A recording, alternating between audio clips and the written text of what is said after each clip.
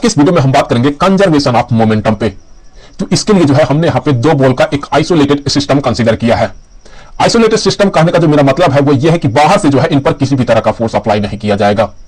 जो भी इंट्रैक्शन होगा वो इन्हीं दोनों के बीच में आपस में होगा।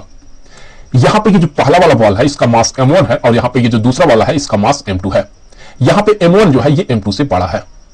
अभी हम ये मान रहे हैं कि यहां पे ये जो m1 है इसके पास जो है एक सर्टेन वेलोसिटी है इस डायरेक्शन में। जो वेलोसिटी है ये है u1 और यहां पे ये जो दूसरा वाला है इसके पास भी एक सर्टेन वेलोसिटी है इस डायरेक्शन में, लेकिन इसका जो वेलोसिटी है u2 ये u1 से कम है।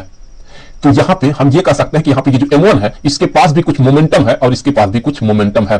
तो यहां पे हम ये मान लेते हैं कि यहां पे जो इसका इनिशियल मोमेंटम है ये है p1 जो कि बराबर होगा यहां पे m1 इंटू u1 के।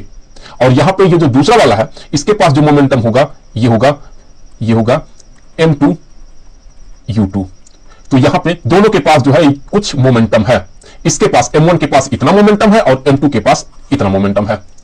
अब देखिए यहां पे कि जो m1 है इसका स्पीड जो है ये इसके स्पीड से ज्यादा है। तो ये क्या करेगा, यहां पे ये जो m1 है ये पीछे से जाकर के इस m2 को जो है टक्कर मार देगा। यहां पे हो जाएगा कलिजन। तो यहां पे ये हो जाता है कलिजन। अब कलिजन के बाद ये दोनों जो है एक दूसरे पर फोर्स अप्लाई करते हैं, जिसके कारण जो है यहां पे इनका मोमेंटम चेंज हो जाता है। मोमेंटम क्यों चेंज हो जाता है? क्योंकि यहां पे इनका जो वेलोसिटी है वो चेंज हो जाता है। अब यहां पे ये जो m1 है इसका वेलोसिटी जो है ये कुछ घट जाता है, इसका वेलोसिटी घट जाता है, जबकि वहीं पे ये जो m2 है इसका वेलोसिटी जो है यहां पे बढ़ जाता है। तो यहां पे m2 का वेलोसिटी बढ़ेगा जबकि m1 का जो वेलोसिटी है वो घटेगा। तो हमने यहां पे ये मान लिया कि ये जो m1 है इसका वेलोसिटी अब हो गया, फाइनल वेलोसिटी जो बना ये है v1 और यहां पे m2 का जो फाइनल वेलोसिटी बना टक्कर के बाद ये है v2। तो अभी इसका जो मोमेंटम है वो चेंज हो जाएगा। तो अभी इसका जो फाइनल मोमेंटम होगा इस केस में यहां पे इसका जो फाइनल मोमेंटम होगा ये मान लेते हैं कि यह p1 डैश जो कि होगा यहां पे m1 v1 और यहां पे ये जो दूसरा वाला बॉल है इसका जो फाइनल मोमेंटम होगा ये होगा यहां पे p2 डैश मान लेते हैं, ये है p2 डैश जो कि बराबर होगा m2 v2 के।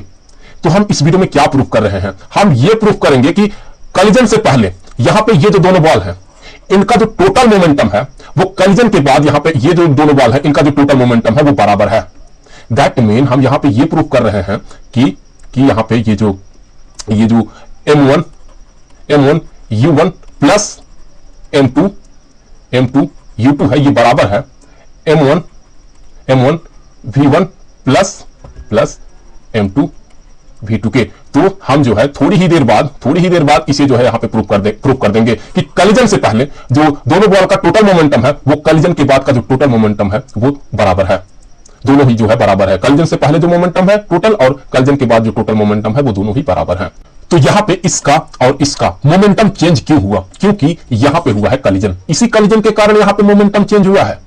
हमने ये मान लिया कि ये जो कलिजन हुआ है इनमें आपस में ये बहुत ही कम समय तक हुआ है। ये मान लेते हैं कि ये डेल्टा टी समय तक इनमें जो है कलिजन होता है। ये जो डेल्टा टी है ये बहुत ही छोटा टाइम है, बहुत छोटा टाइम है ये। तो इस कलिजन में होता क्या है? होता यह है कि ये जो m1 है ये इस m2 पर जो है एक फोर्स अप्लाई करता है इस डायरेक्शन में। ये जो फोर्स होगा ये होगा force on the second object due to first object. और यहां पे ये जो m1 है according to Newton's third law इस m1 पर भी ये जो m2 है ये एक फोर्स अप्लाई करता है इस डायरेक्शन में।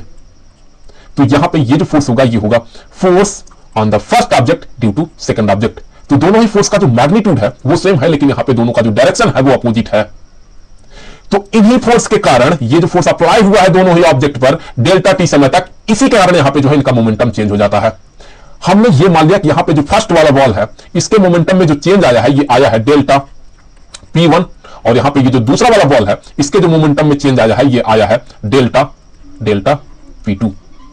तो ये जो चेंज इन मोमेंटम होगा पहले वाले बॉल का ये कितना होगा? ये जो फाइनल मोमेंटम है माइनस ये जो इनिशियल मोमेंटम है।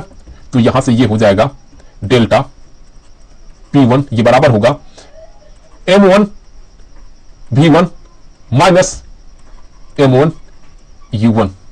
और यहां पे ये जो डेल्टा p2 है दूसरे वाले बॉल का जो चेंज इन मोमेंटम है ये कितना होगा? ये होगा दूसरे वाले बॉल का ये जो फाइनल मोमेंटम है माइनस यहां पे ये जो इनिशियल मोमेंटम है कलिजन से पहले। तो यहां से हम आगे बढ़ते हैं, ये हो जाएगा यहां पे डेल्टा p2 जो कि है change in momentum of the second ball, ये होगा m2 v2 minus m2 u2 के। ये हो गया दोनों ही बॉल का चेंज इन मोमेंटम। अब न्यूटन्स का थर्ड लॉ ये कहता है कि force on the first object due to second object ये बराबर होगा force on the second object due to first object के। तो यहां पे ये जो दोनों फोर्स है, ये वाला और ये वाला, इन दोनों का जो मैग्नीट्यूड है वो सेम है, लेकिन दोनों का जो डायरेक्शन है वो अपोजिट है। तो इसीलिए जो है हम यहां पे एक नेगेटिव साइन डाल देते हैं। हमने जो है इसे न्यूटन्स के थर्ड लॉ में प्रूव भी किया है। तो अब आगे बढ़ते हैं। हमें न्यूटन्स के सेकंड लॉ से ये पता है कि ये जो फोर्स होता है ये होता है change in momentum divided by change in time के। तो यहां पे ये जो आपको दिख रहा है ये एक आइसोलेटेड सिस्टम है। यहां पे जो है बाहर से तो कोई फोर्स अप्लाई नहीं हो रहा है। तो यहां पे ये जो मोमेंटम में चेंज आया है, ये जो इसके मोमेंटम में चेंज आया है पहले वाले बॉल के, ये आया कहां से? ये जो है इसी फोर्स के कारण आया है, क्योंकि बाहर से तो कोई फोर्स अप्लाई हो नहीं रहा है। तो इसी फोर्स के कारण जो है यहां पे इसके मोमेंटम में चेंज आया है। तो चेंज इन टाइम कितना होगा? चेंज इन टाइम ये जो डेल्टा टी है, जितनी देर तक कलिजन हुआ है वही होगा चेंज इन टाइम। तो हम इसके जगह पे लिख सकते हैं change in momentum divided by change in time के। तो हम लिखेंगे यहां पे डेल्टा P1 जो कि है change in momentum divided by change in time के। ये बराबर होगा यहां पे माइनस, अब यहां पे ये जो दूसरा वाला बॉल है इस पर फोर्स कितना लगा? इस पर फोर्स लगा इतना, इसके कारण जो है यहां पे इसके मोमेंटम में कुछ इतना चेंज आया है। तो इसके लिए जो चेंज इन टाइम होगा वो यही वाला होगा, जितनी देर तक कलिजन हुआ है वही होगा चेंज इन टाइम। दोनों ही के लिए जो चेंज इन टाइम होगा वो सेम होगा। तो यहां से हम लिखेंगे चेंज इन मोमेंटम ये दूसरे वाले बॉल के लिए है divided by change in time के। अब हम क्या करेंगे, हम यहां पे जो है इसके जगह पे ये जो डेल्टा P1 है जो कि है चेंज इन मोमेंटम, इसके जगह पे हम ये वाला वैल्यू सब्स्टिट्यूट करेंगे और इसके जगह पे हम जो है ये वाला वैल्यू सब्स्टिट्यूट करेंगे। तो हमें यहां से आगे देखिए क्या मिलेगा, हमें यहां से आगे मिलेगा, हम तो क्या करेंगे सबसे पहले हम तो यहां पे इसे जो है कॉपी कर लेंगे यहां से। तो यहां से हमने कॉपी कर लिया, इसे जो है हमने डेल्टा P1 की जगह पे सब्स्टिट्यूट किया और यहां पे ये हो जाएगा, यहां पे ये हो जाएगा डेल्टा T और ये बराबर होगा यहां पे इस डेल्टा P2 की जगह पे जो है हम ये वाला वैल्यू रखेंगे। तो हम यहां से जो है इसे कॉपी कर लेंगे। तो यहां से हमने इसे कर लिया कॉपी और हमने यहां पे इसे लिखा और यहां पे जो है हम नेगेटिव साइन यहां पे लगा देंगे क्योंकि यहां पे एक नेगेटिव साइन है। अब यहां पे ये होगा divided by change in time delta T के। तो अब देखें यहां पे ये जो डेल्टा T है ये दोनों ही साइड में है, तो यहां पे ये कैंसिल हो जाएगा। तो हमें यहां से आगे मिलेगा, सॉल्व करने पर हम लिखेंगे यहां से आगे M1 V1 minus M1 U1। तो यहां पे ये होगा U1, ये बराबर होगा यहां पे माइनस, जो कि यहां पे ये जो माइनस है इसका इसमें मल्टीप्लाई हो जाएगा, तो ये हो जाएगा M2 V2 plus M2 U2 के। अब हम क्या करेंगे, अब हम यहां पे ये वाला जो वैल्यू है इसे जो है हम इस साइड भेज देंगे और यहां पे ये वाला जो वैल्यू है इसे जो है हम इस साइड भेज देंगे। तो आगे बढ़ते हैं, हम यहां पे जो है लिखेंगे आगे M1 U1 plus M2 U2। हमने क्या किया, हमने इसे जो है इस साइड भेज दिया और इसे जो है सबसे पहले लिख लिया है। इज इक्वल टू ये होगा यहां पे M1 V1 plus M2 V2 के। तो यहां पे जो है अभी आप देखें तो कलिजन से पहले जो टोटल मोमेंटम है ये वाला जो दिख रहा है, यह कलिजन से पहले टोटल मोमेंटम, ये बराबर है यहां पे कलिजन के बाद का जो टोटल मोमेंटम है ये। सो कलिजन के पहले का ये है टोटल मोमेंटम और यह कलिजन के बाद का टोटल मोमेंटम, दोनों बराबर हैं। तो इस तरह से हम जो है कंजर्वेशन ऑफ मोमेंटम को प्रूव कर सकते हैं। मैं आपको बता दूं कि इस केस में इसका मोमेंटम, ये जो पहला वाला बॉल है इसका मोमेंटम जितना घटा है उतना ही यहां पे इसका दूसरे वाले का मोमेंटम बढ़ा है।